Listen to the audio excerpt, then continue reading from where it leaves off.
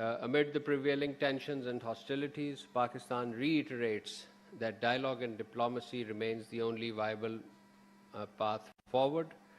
We welcome all efforts aimed at sustaining cessation of hostilities and resumption of dialogue between Iran and the United States. Pakistan is engaged and will continue to play its role in this regard. Let me add that the negotiations between the parties are ongoing to normalize the situation, particularly the situation in the Strait of Hormuz, and as well to de-escalate. We are doing utmost to bring the parties back to the Islamabad MOU so that all irritants can be removed in the light of the spirit of the Islamabad MOU and the Pakistan-Qatar joint statement of 22nd June. We encourage the parties to exercise maximum restraint and fully adhere to their commitment to resume technical level talks for the implementation of the Islamabad MOU in line with Pakistan-Qatar joint statement of 21st June 2026. Last week, in this vein, our Prime Minister, His Excellency Mohammad Shahbaz Sharif, spoke with His Royal Highness the Crown Prince of Saudi Arabia, Prince Mohammed bin Salman bin Abdul Aziz Al Saud. During the call, both the distinguished leaders agreed to continue working very closely to maintain regional peace, stability, and the uninterrupted flow of lawful maritime commerce through the Red Sea as well as the Strait of Hormuz in this wider region. Following up on this important telephone call, and 2 days later, on the 25th July, the Deputy Prime Minister, Foreign Minister, Senator Mohammad Ishaq Dar, held a telephone conversation with the Foreign Minister of Saudi Arabia, Prince Faisal bin Farhan Al Saud. They discussed the latest regional developments, reaffirmed the close and brotherly ties between Pakistan and Saudi Arabia, and underscored the importance of continued diplomacy and constructive engagement for regional peace and stability. On 28th June 2026, the Deputy Prime Minister, Foreign Minister, held a telephone conversation with the Jordanian Deputy Prime Minister, Foreign Minister, Mr. Ayman Al-Safadi.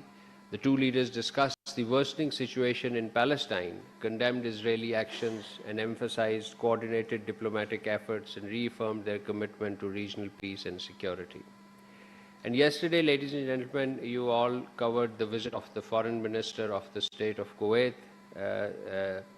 His Excellency Sheikh Jarrah Jabir Al-Ahmad Al-Sabah. He was in Islamabad for an official visit at the invitation of our Deputy Prime Minister, Foreign Minister. This was an important visit, both in regional context as well as in bilateral terms.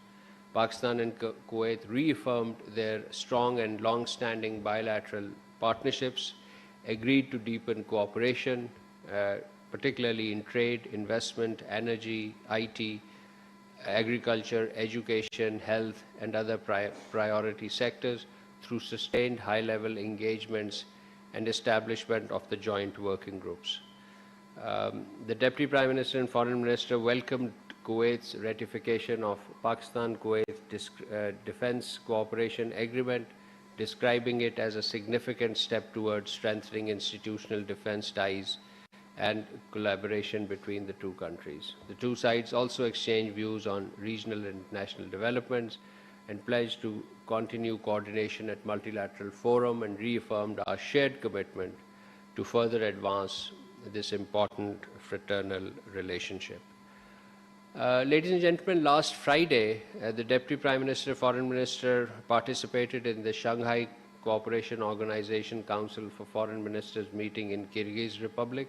He reaffirmed Pakistan's commitment to the SCO Charter, regional connectivity, peace, China-Pakistan Economic Corridor, as well as the China's flagship Belt and Road Initiative, while we also invited the SCO delegations to the Commonwealth Heads of State Summit that is to be held in Pakistan in 2027.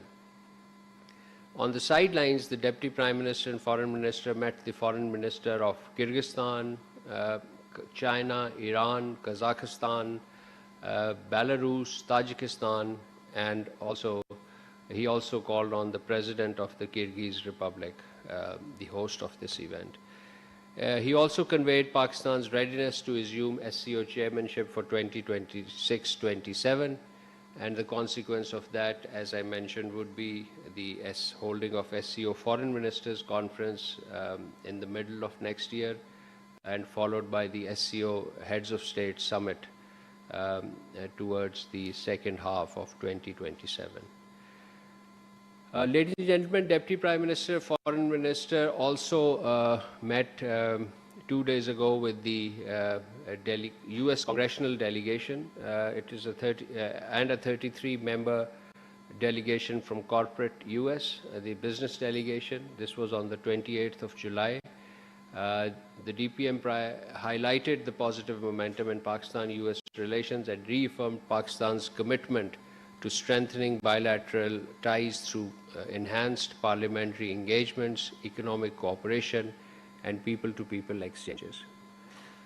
Turning to developments in Palestine, on 24th July 2026, the Foreign Minister of 8 Arab Islamic countries, including Pakistan, issued a joint statement strongly condemning Israel's action and restrictions in Jerusalem, particularly concerning the Al-Aqsa Mosque.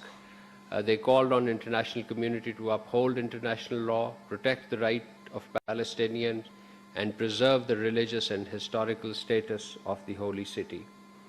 And the Deputy Prime Minister, Foreign Minister, Senator Mohammed Ishaq Dar, held a telephone conversation with the Foreign Minister of Egypt, Dr. Badr Abdul Ateh, and Palestine issue was discussed in detail. The two foreign ministers expressed grave concerns on the situation in Palestine, calling for an immediate end to hostilities, unhindered humanitarian assistance, and respect for international law, and also discussed coordinated diplomatic efforts in support of the Palestinian people and emphasizing dialogue to preserve regional peace and stability. Whilst on Egypt, let me also inform you that we issued a press release on this also, that Pakistan and Egypt held their 10th round of annual bilateral consultations virtually last week. The Pakistani side was led by our Additional Secretary Middle East, Mr. Zahid Hussain, while the Egyptian side was headed by Assistant Foreign Minister for Asian Affairs, Ambassador Amr Hamza. The two sides reviewed bilateral cooperation and agreed to further enhance engagements in trade, investment, education, culture, science, people-to-people context, and also reaffirmed their commitment for strong regional coordination and cooperation in multilateral issue. Finally, ladies and gentlemen, moving to a subject which is close to my heart and as well close to my other hat of as arms control, disarmament, and international security. On 24th July, the Ministry of Foreign Affairs, in collaboration with Comstech, launched the first issue of the Journal of Science, Communication, and Diplomacy for 2026, marking the second year of its publication. The journal provides a platform for diplomats, scientists, academics, and policy practitioners to engage in discourse at the intersection of science, technology, and international relations. The inaugural 2026 issue featured 11 articles, including 7 authored by the officers of the Ministry of Foreign Affairs. There's one article also by our Foreign Secretary, Ambassador Amna Baloch. Let me also acknowledge the editorial and compilation work of Dr. Muhammad Adil, our Deputy Director in Actus Division, who was instrumental in bringing this publication to the fruition. Copies of the journal, I believe, is available here, so please pick it up if you are interested in this subject. With this, I conclude my opening statement and open the floor for question answers. Thank you. Ji, Anas.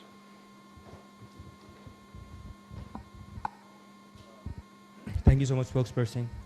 Sticking to the issue that's close to your heart, on Actus, there's a documentary. On Actus? On Actus, particularly. There's a Deutsche Welle documentary or a DW documentary that has been critiquing Pakistan's nuclear program at large. And we've seen that the so-called invited experts as well, they've critiqued on it as well. Your comments on it, on the documentary which has been criticizing Pakistan's nuclear program at large. Yes, we have seen this documentary. Pakistan rejects this misleading documentary aired by the DW, which is nothing but the regurgitation of hackneyed and speculative commentary and biased sourcing. The documentary reflects either a profound misunderstanding or a deliberate disregard of the history, evolution, and rationale of Pakistan's nuclear program. By lending a platform to such poorly sourced and one-sided content, DW risks undermining its own credibility and reputation of professional fact-finding journalism. Responsible journalism demands rigorous verification, balance, and context, not amplification of recycled conjecture and unfounded insinuations. DW must uphold these tenets and exercise greater editorial responsibility when reporting on issues with far-reaching implications for international peace and security. Pakistan has full confidence on its robustness of its command and control architecture, as well as comprehensive technical, legal and institutional mechanism governing the nuclear safety and security and our wider nuclear program. These arrangements meet the highest international standards and have been consistently acknowledged by independent international experts. Thank you. Pakistan TV. Assalamu alaikum, Shiza Hashmi, Pakistan TV Digital. So 2 days ago, the government of India banned our X and YouTube accounts in India. What does the ministry have to say about Banned, that? I'm sorry?